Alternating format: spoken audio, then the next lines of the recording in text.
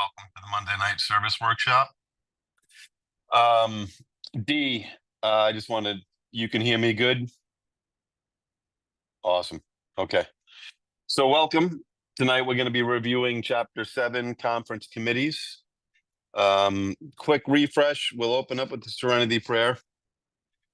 God, grant me the serenity to accept the things I cannot change, the courage to change the things I can, and the wisdom to know the difference. Quick ground rules. We will have a guest tonight. The guest will, I will call on the guest in a few minutes to talk about her experience. We do have a question and answer period. If you've not been here before, we stick to questions about the subject tonight. We do not handle questions about your latest pet peeve with GSO. We do not handle questions about anything that was or could be or might be an agenda item. We think those are better for you to take to your DCM, your district chair, or your delegate. So I just wanted to make that reminder.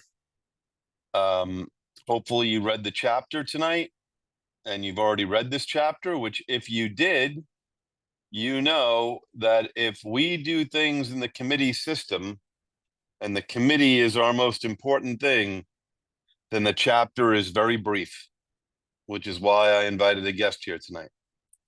The guest here was the same guest 2 weeks ago, Lisa D., the current chair of the Conference Literature Committee and the delegate from Area 15, South Florida. I also served as a chair of Conference Committee, Public Information. So there's basically only 4 sections of the service manual for this. It's committee activities, selecting committee members, electing a committee chair. It's pretty basic, but just an overall view. The committee activity is obviously predominantly on the Monday and Tuesday of the conference. That's when the meat and potatoes of their work is done, usually in the morning period between like 9 or 8 a.m. and noon, both days. Every once in a while, there is a committee that needs to meet early, sometimes on Saturday, sometimes on Sunday night. Sometimes they get up and start at 7. But for the most part, the committees meet for 2 days. The committee members are selected in December, the end of December, sometimes the beginning of January, but most times the end of December. There's about 9 people on each committee. The committee is supposed to have diversity, regional diversity, because we have 8 regions in our structure of the United States and Canada. We have 6 in the United States: the Northeast, the Southeast, the East Central, the Southwest, the West Central, and the Pacific. And then we have Eastern Canada and Western Canada. So each committee has to have regional diversity. The committees are randomly selected, about half each year, about 45 each year, because as we've already talked about, we have 2 panels at each conference. We are currently, in this fall, electing panel 76 delegates. Next year's conference will be panel 75 and panel 76 delegates. The panel 75s already know which committees they're on. So this December, the people who are elected this fall go into a randomizer. Today it's a computer program. It used to be done by 2 people, but they are randomly put on each committee. There are a few rules, a few guidelines. While I don't know who maybe Lisa's successor is, I do know that her successor, 99.9% of the time, will not be on the literature committee. That's just kind of been a rule since the beginning, that whatever committee your delegate is on now, your next delegate will not be on that same committee. Besides regional diversity, there are some old rules in place that we still try to follow. We don't try to have delegates on a same committee that touch each other geographically. Like North and South Florida should not ever be on the same committee, technically. North Florida and Georgia, North Florida and Area 1, Alabama, Northwest Florida. That rule goes back to the beginning of time when they were afraid people would lobby. So long before fax machines and emails and Zoom and Skype. But when those committees are established, the welcome kit goes out for this year's conference, which usually goes out in the beginning of January, end of December. And it's a whole bunch of information about what to be ready for the conference, including what committee assignment you're on. Each committee has a chair. How is that chair? So each committee, I'll say first, each committee has a secretary, a staff secretary. A member of the staff is assigned to each committee to be the non-voting secretary. That person can bring information to the committee, but they are not supposed to participate in the debate or discussion about possible advisory actions, agenda items. It's usually the person that's on the desk. So the staff member that's on the public information desk is the secretary of the Public Information Committee. The chair of the committee is chosen as the last piece of business every year. So last year, for example, Lisa went to the conference as a member of the committee. Her committee's last piece of business was to elect the chair for next year. That is done by majority vote. It's not third legacy usually, although the committee could vote to do third legacy, but it's usually majority. Each voting member of the committee gets one vote. The person with the most votes gets chair. The person with the second most votes gets alternate chair. If there is a tie, then obviously the third and fourth person are removed and we just vote for the top two people. If there's a tie again, that rarely happens, but it would go to the hat, even though it's technically not third legacy procedure. But if there were only 8 people on that committee, the possibility of a tie does exist. The chair starts serving immediately after that conference. They don't wait till next year's conference. So the current chair at this year's conference goes back to being a regular committee member for the rest of their last 8 months as a delegate. The new chair takes over and starts acting as the chair. Now, during the year, some committees get together on Zoom or a virtual platform of some type.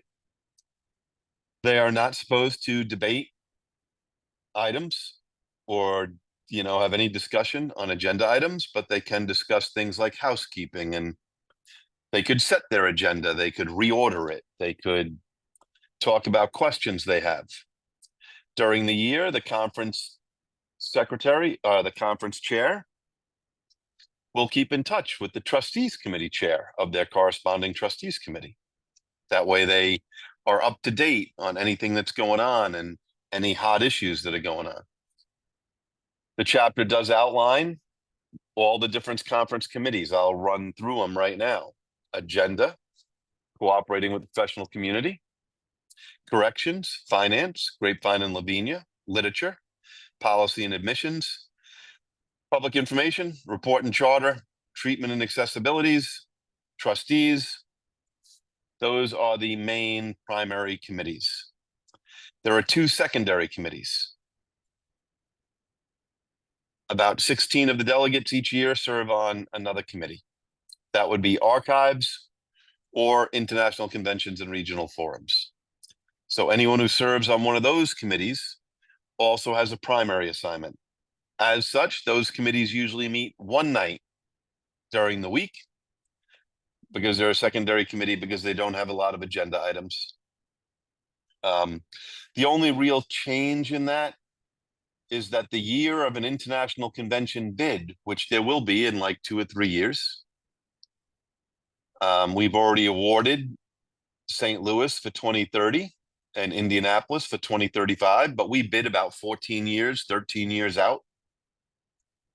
So we will be doing bids for the 2040 International Convention, believe it or not, the 105th anniversary of Alcoholics Anonymous. And when that happens, on the Saturday of the conference, the International Convention and Regional Forums Conference Committee gets together with the trustees International Convention and Regional Forums Committee, and they will listen to all the bids, and then they will get it down to 3 or 4 top. That's their assignment. And then after that, the trustees will visit each city set up a committee and make a recommendation in October or January the following year as to which city they think it should be.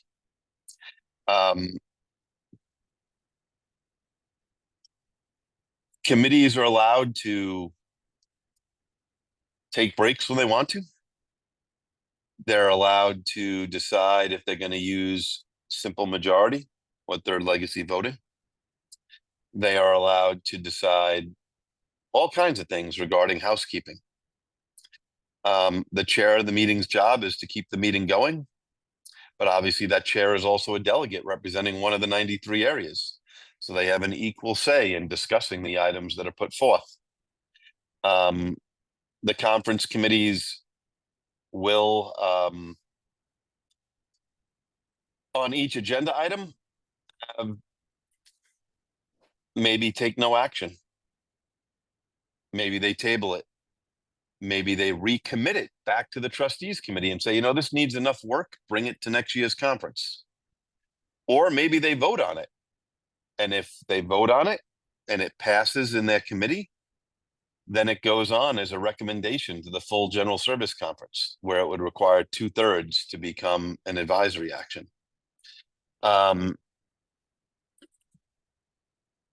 With that, I am going to turn it over to Lisa. Lisa, you can unmute yourself. You've been made a co-host.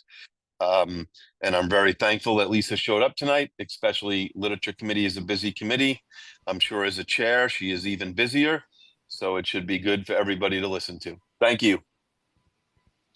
Thanks, Billy. Alcoholic.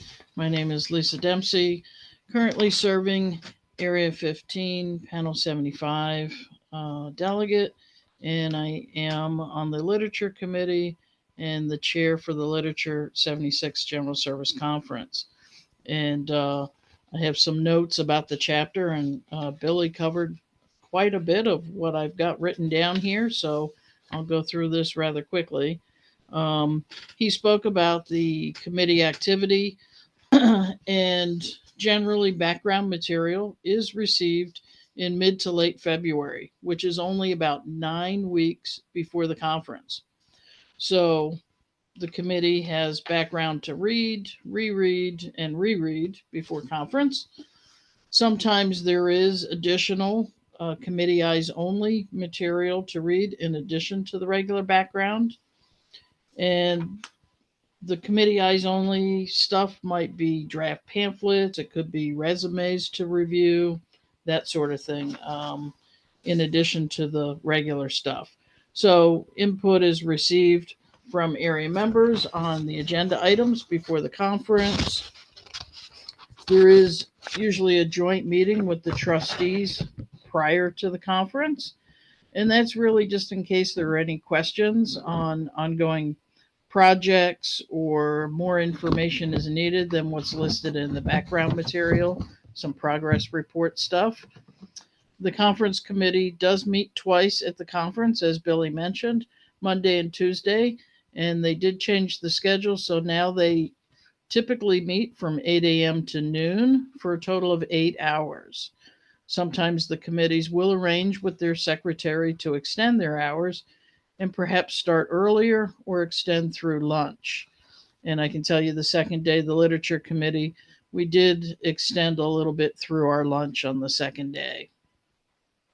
During the committee meeting, they may choose, as Billy mentioned, to take no action on an agenda item. They may choose to present a suggestion or additional committee consideration. They may refer something back to the trustees committee, or they may come forward with a recommendation, which is similar to a motion in the area, and then the conference members would discuss it and vote on it. And as it was said, if that recommendation passes by 2/3 vote, it becomes an advisory action. There is also a joint trustees committee meeting in October prior to the October board meeting to get feedback from the conference committee on proposed agenda items, PAIs. And this is not to discuss the items, but get feedback from the committee members if they feel that this is something that needs wider discussion. In other words, place the item on the agenda for discussion. The trustees committee will make their decision of placing or not placing the item on the agenda, and they will consider the feedback from the conference committee members when making their decision. And in our area last year, after attending the second conference, the previous delegate stepped down. So I stepped in as delegate prior to being elected to panel 75. So I was able to go to that October meeting for the committee that she had been assigned to prior to me. So I got to experience that process because I had not been elected for panel 75 yet. The selection of committee members. Just like the conference, like Billy said, the rotation of area delegates is typically half and half on the committee, just as it is with the rotation of delegates. So, and you are assigned to a committee and you serve on that committee or committees if you have a secondary committee for both of your years of your term. The committee you are placed on is done at random, but there are parameters, like he spoke of, that the area you will not serve on the same committee. The previous delegate served on the trustees committee, so I knew once I had been elected, I would not be serving on the trustees committee because that's the one she had just served on. And also, as he mentioned, bordering areas that you do not serve on the same committee. So, Area 14, North Florida, we would not be serving on the same committee. And it's all done randomly in a computer program now. And I think, before it was done like on the wall with pieces of paper and drawing names out of a hat. So, everything's fed into the computer and it spits everything out. Of course, a staff member does check to make sure, in fact, it does catch all those variables to make sure everything's good. The incoming delegates are emailed and notified of their upcoming committee assignment in mid-December. And we're not given any access to materials and onboard until January 1st when the term officially starts. But in mid-January, usually about the 15th, you do find out what your committee assignment is. There is lots of stuff to read before January 1st, past advisory actions, past committee recommendations, considerations. Those can all be found in final conference reports. So there's lots to read before January if you want to get a head start. In electing committee chairs, as it was said, at the end of the second day of business, it's the last thing that happens. All those eligible, the first year delegates that are present and willing to hold the position on my committee, the literature committee this year, we did have an alternate delegate serving panel 75, alternate delegate serving for her delegate who was unable to come due to a work conflict. He will be attending the conference next year, but he was not eligible to be a committee chair because he was not present. His alternate was there. So it has to be delegates that are present and willing to hold the position. Done by a written ballot with one vote. And as it was said, the person with the most votes is the chair, and the second number of votes would be the alternate. And in my case, the committee chair collected the papers, and he and the staff member opened them up and counted the ballots, and that's how it was done. And assuming the position as soon as the conference ends, and hold it until the end of the next conference and through the close of the conference. So even though a new committee chair is elected and they start, it's when the conference ends. So the report is given by the current chair, and once the conference ends completely, then they go back to, as Billy said, being a conference member, a committee member, and the new chair will take over. As a conference committee chair, I will be attending the January board meeting just prior to the conference. And already there have been discussions and conversations with the trustee associated with the committee, and that goes on throughout the year, especially around board weekend time, prior to and after, to get up to date with everything going on with the committee. So that's already happened. And being on the literature committee, we have some ongoing things that we've been busy with already. Uh, so that's already taken place. And the conference committees, there are 13, 11 primary, 2 secondary. And for agenda, their items are usually Uh, something like proposed conference theme, workshop topics, presentation discussion topics for the next year, as well as looking at the conference evaluation questionnaire. And sometimes they have an EDW, which is equitable distribution workload item, placed on there, as well as other committees get those items too. The cooperation with the professional community committee, the CPC committee, has things such as AWS LinkedIn progress report, CPC kit and workbook, sometimes literature geared to professionals, outward facing pamphlets, as opposed to inward facing, which is for members, reviewing CPC videos, and sometimes EDW item or items are also placed on their agenda. Corrections, they review the corrections kit and workbook, sometimes items related to corrections, perhaps about tablets, and often they have EDW items on their agenda as well. Finance, every few years they review the limits for members that can contribute every year, as well as a separate item of bequests, people that can leave money in their will when they pass away, and of course the reviewing of the self-support pamphlet and often EDW items. Grapevine and Lavinia, they review a Grapevine workbook, list of suggested books for Grapevine and Lavinia. Right now, they're in the midst of 5-year plan for Grapevine and Lavinia, and sometimes EDW items. Literature has a literature matrix, revising pamphlets, possible new pamphlets, revisions to books, new editions of books, covers the majority of their items. And it's always a very full agenda, so there's no EDW items for them. In fact, it's usually literature items that are placed on the other committees as EDW items.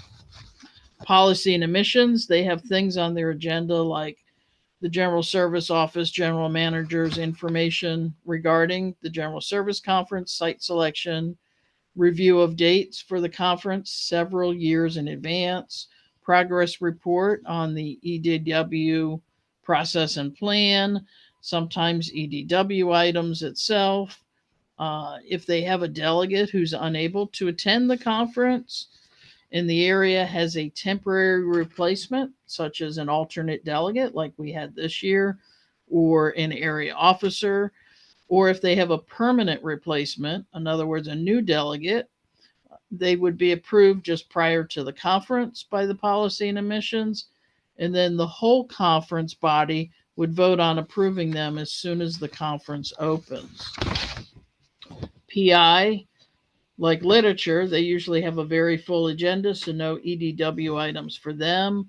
They have lots of review things, PI comprehensive media plan, reports on PSAs, GSO podcasts, AWS YouTube channel, Google Ads, meeting guide app, GSO website, Grapevine Lavinia media platforms, AWS online business profiles, PI information pamphlets, materials, a membership survey, and of course the kit and workbook. So they always have a very full agenda. Report and charter, they usually focus mostly on revisions to the service manual, which is now produced every other year, used to be every year. Post conference, they review the final conference report, which we're all waiting for. The digital one will come out first, which hasn't come out yet. I think it's in the process of being translated. Um, and then there'll be a printed form that will come out as well. And sometimes they do have EDW items. Treatment and accessibilities. Of course, they review kit and workbook for treatment, and there's also an accessibilities one, progress report on military outreach project, remote community items, and sometimes there's literature related to any of those above: treatment, accessibilities, military outreach, or remote communities. So they have kind of a whole mishmash piled in there. And trustees, they will have the full resume, so they'll have extra reading for the full resumes, any regional trustees, any at-large trustee positions that are getting elected and being voted on. They'll also discuss the slates, the list of names for the trustees and officers for the General Service Board, directors for AWS Inc., A Grapevine Inc., and again, EDW items. The secondary committees that Billy mentioned, the two committees have been formed to consider matters of importance that typically do not require the length of time as other standing committees. Area delegates serve on these committees in addition to their primary committee. The two committees meet separately in a dinner meeting, and archives obviously focuses on things related to archives and the kit and workbook for them, and no EDW items because they do have a much shorter time to meet and discuss their agenda. And international conventions and regional forums is the other one. And there is one delegate from each of the 8 regions that serves. And usually they have more items when we're closer to the international year, which is every 5 years. Um, and the other years, they are more focused on interest and participation in regional forums. And just like archives, again, no EDW items for them. In looking at the FAQs in the back of that chapter, what is an advisory action? And it's a committee recommendation or floor action that the entire body votes on, and it passes with substantial unanimity, 2/3, or very simply a pass motion.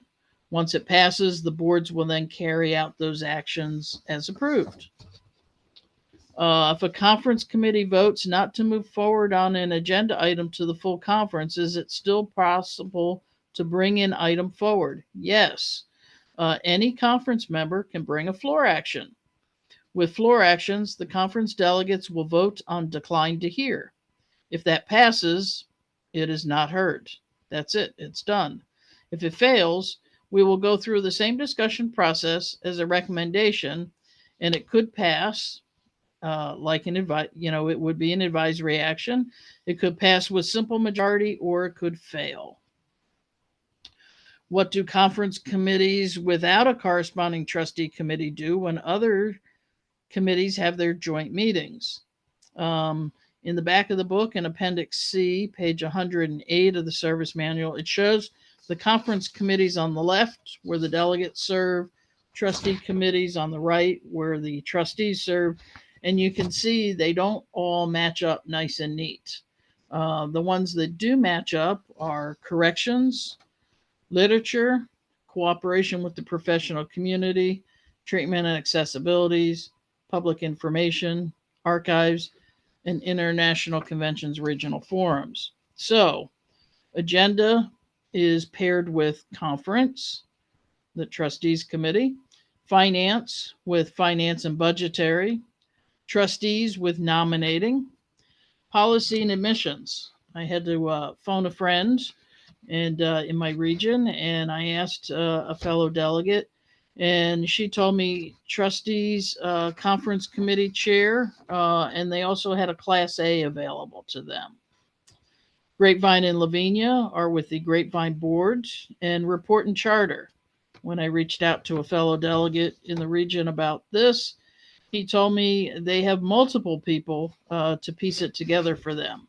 When they went over PAIs, they had a trustee conference committee chair, and the conference desk staff person, and trustee literature committee chair for the service manual stuff, and the trustee conference committee chair for the final report. So I thought that was interesting to learn. Do any committees meet prior to the conference? And that's sort of a trick question, as it was mentioned. It's a yes and no.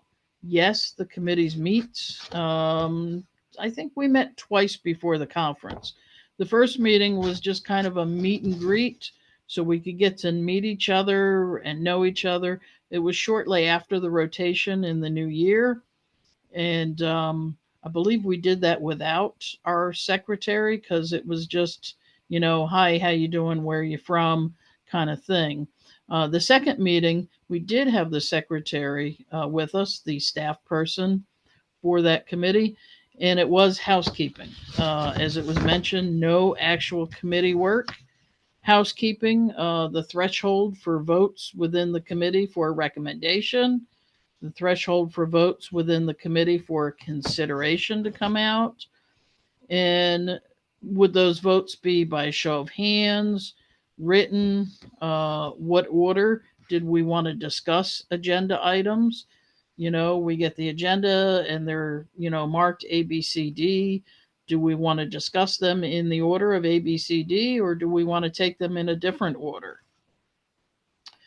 How will those items be discussed in the committee? Are we going to raise our hands? Are we going to just go around the table? All that sort of stuff. So it doesn't take up any valuable, precious time once we're at the conference, because we've only got 8 hours in that committee meeting that we're assigned unless we extend.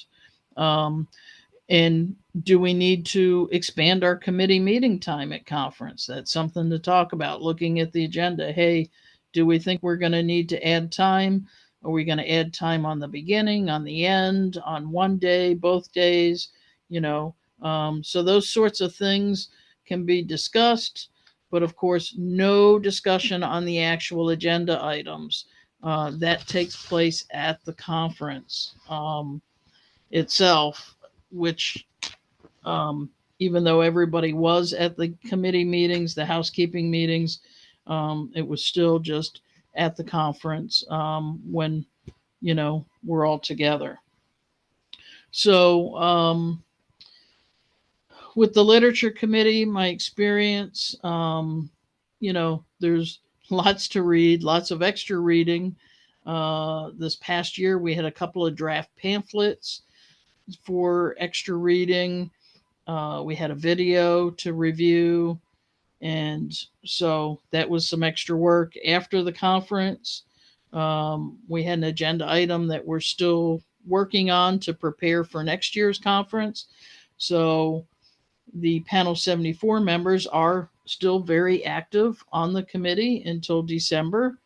And then in January, we'll have a couple of new panel 76 members that will join us, but those panel 74 members are participating in the activity that we're doing now and have done the last couple of months to complete.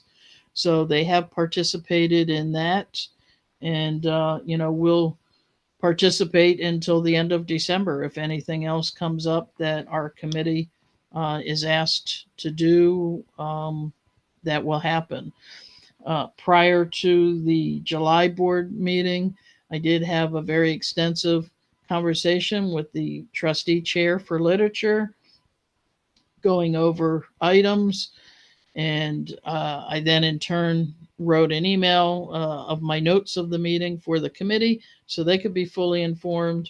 And then after the board meeting, the same trustee chair contacted me and we had a follow up on what happened at the board meeting with those particular items and the committee.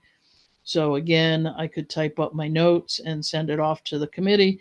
That way the conference committee is fully informed as I am as to what's going on at all times. So that way, I just believe in being fully informed. So I know we'll have another conversation with him prior to the October board meeting, which is actually October, November, but it'll be the same process for that as well. And so far, it's been a terrific experience, and it's great to see the committee process at work. Um, and that's great. Thank you. Thank you, Lisa, very much. I already have a bunch of questions that came in for you. The first one is, do alternate delegates get to participate in the virtual committee meetings? No, it's just the delegates.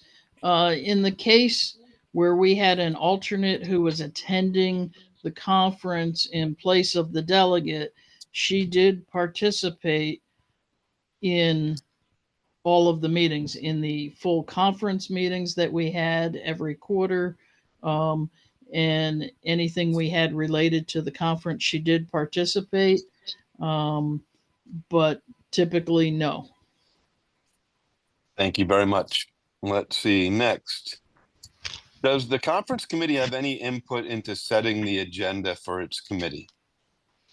The experience that I had in October, sitting in on the trustees meeting for the previous delegate, um, they presented the PAIs, the proposed agenda items that had come forth for that committee, and the trustee chair asked for input if they felt wider discussion was needed.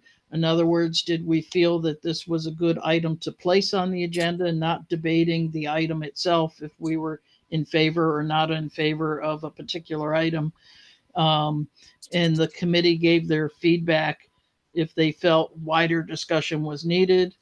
And then the trustees committee does make the final decision, assuming they do take into consideration the feedback that they heard from the conference committee.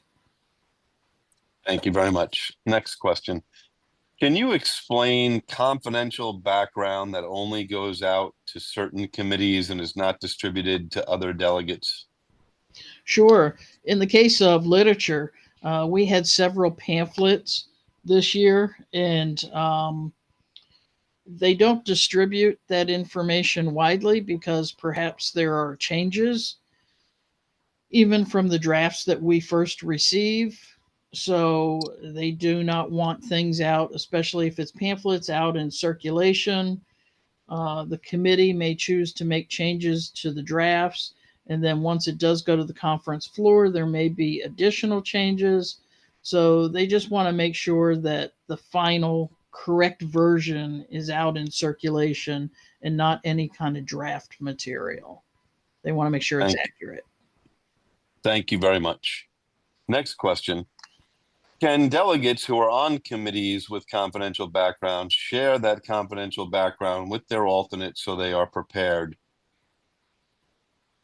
I did so with my alternate. I have shared all the information with my alternate just because I believe in doing so, because anything could happen. And God forbid I got sick at the last minute. I wanted to make sure my alternate was fully prepared to go to conference if something came up and I could not go at the 11th hour.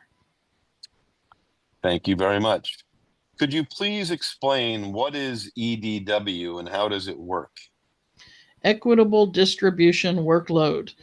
And so they saw that many years. I mean, I remember one year the literature committee, not only did they go through A through Z of the alphabet, they actually started agenda items A, B, B, C, C, because there were so many agenda items for literature. And given a limited amount of time, all the committees have the same amount of time to meet. Whether they have 3 items on their agenda or 30 items on their agenda. So, in order to give the delegates a fuller conference experience and to spread the work around, and rather than overload one particular committee, they do take some of those items and they place it on other committees that perhaps have a smaller agenda and less things to talk about.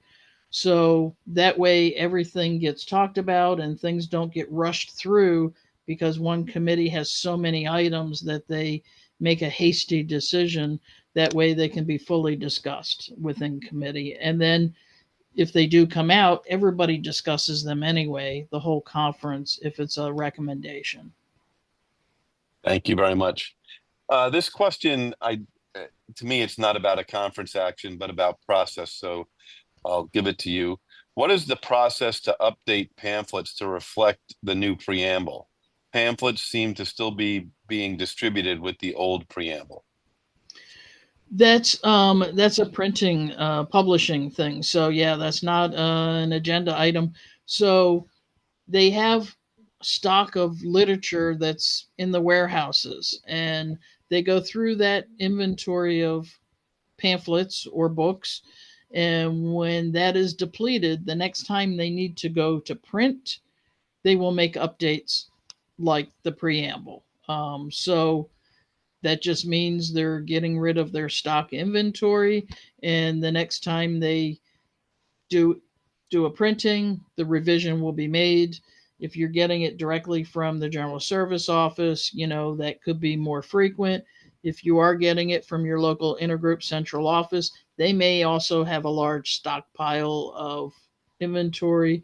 So yeah, it's just when the new printing happens, they make those changes because it's already been conference approved to make that change. Thank you very much.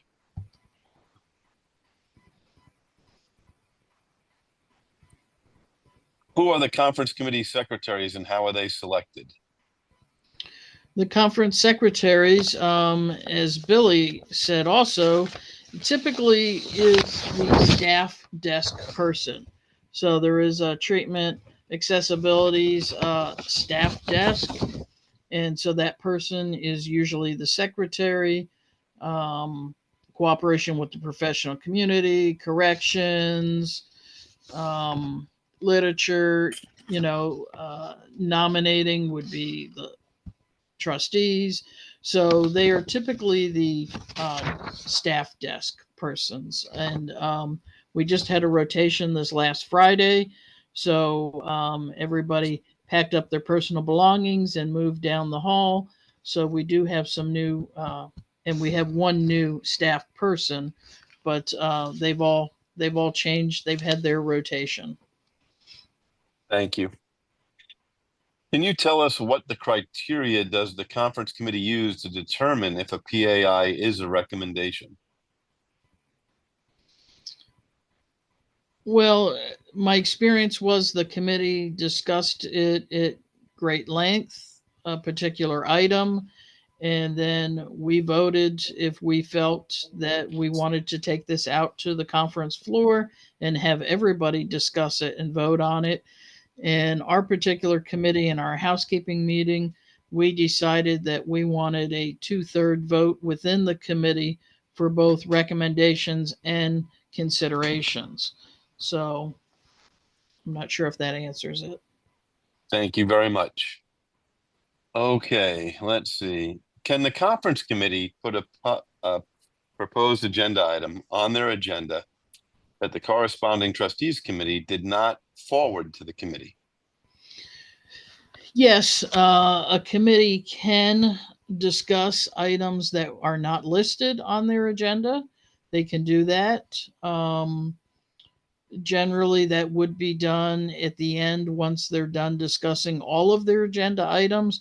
But yes, they can bring up a particular item that either the trustees didn't place on the agenda or something new that a conference member would like to discuss related to that committee. Thank you very much. There's two questions about elections at the conference to trustees. There is a separate chapter on that, so we will cover those then. Next question. In regard to the Finance Committee's annual review of the maximum individual contribution or bequest, The conference decided in the early 50s that 0.1% of the annual budget. Why not have the treasurer announce that number rounded to an even 1,000 every year and save time for items? That would be asking for Lisa's opinion. We are not doing that to any guests. So, but please feel free to ask anyone offline that question. Okay, let's see. How do committee members who really don't know each other decide who to elect as chair? Do people stand for the chair position and share their service experience? Well, it does happen at the very end of the business. So we've spent 8 hours in committee together. So by then, you kind of know people. um, I know for me, it was evident, who read their background material a little more closely than others. And, even though that is a very short period of time working closely together, you do get to know each other. No service resumes are read, or at least in my committee, that's not how it was done. How it was done was, who are the first year delegates? Raise your hand. Are you willing to stand for this position? And then, okay, these are the names that we have. Please write one of the names down on a piece of paper and hand them in to the committee chair. And the committee chair and the staff member opened up the little pieces of paper and counted the votes. And that it was done just that simply. Thank you. Will the conference literature committee have input on the 5th edition of the book Alcoholics Anonymous? Yes.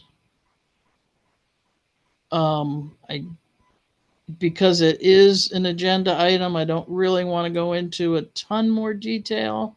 But yes, the conference literature committee has been involved right after the conference with some action with the 5th edition.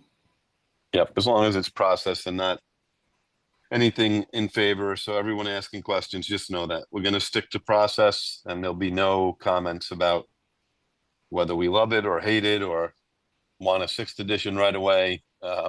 Just process questions. Please send in any questions. I think I've gotten through all of them so far. I'll give it another minute or two.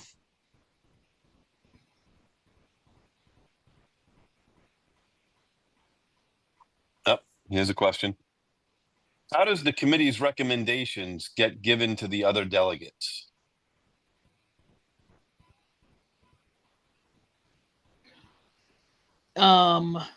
After all of the committees are done meeting, there are report backs. So the conference committee chair will get up and give a report in front of the whole conference body, and they will read their recommendations, they will read their additional committee considerations, and then the recommendations will be handled one at a time like motions, and they'll be discussed and voted on.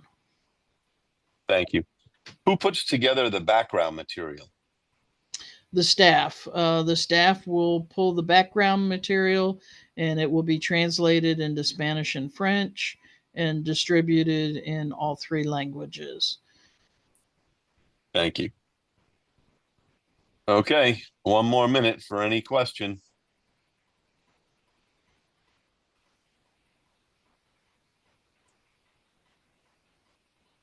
Well, I really want to thank people because those were an awesome amount of great questions.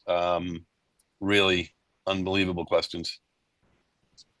Okay, how do you determine if something is a recommendation versus an additional consideration? Recommendations, once they pass, the board will carry out the wishes of the conference. A recommendation is something like, hey, we think this is a good idea, and the board may take action on it or it may not. It used to be that considerations, they would also expect the board to take action on those items, but that's not the way anymore. So there may be just something that a committee feels like, hey, we kind of want to put this on the radar and something we want to think about, something we may want to talk about.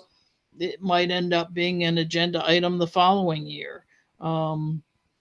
But just something to kind of draw attention to something where a recommendation is, hey, we want some action on this and we want this to change, or we want this, we want some action on this. And so a recommendation, once it passes as an advisory action, then action will be taken on that advisory action, where recommendations are just kind of like, hey, we thought about this and we thought it's a good idea, and we might take action on this or we might not. Thank you very much. So that's it, everyone. Lisa, I really want to thank you for coming out tonight. Super helpful to hear from somebody who's currently serving. Everyone else, next week we will be back at 8:30 Monday. We will close with the responsibility statement. I am responsible when anyone anywhere reaches out for help. I want the hand of AA always to be there, and for that, I am responsible. Have a good night, everyone. Thank you very much.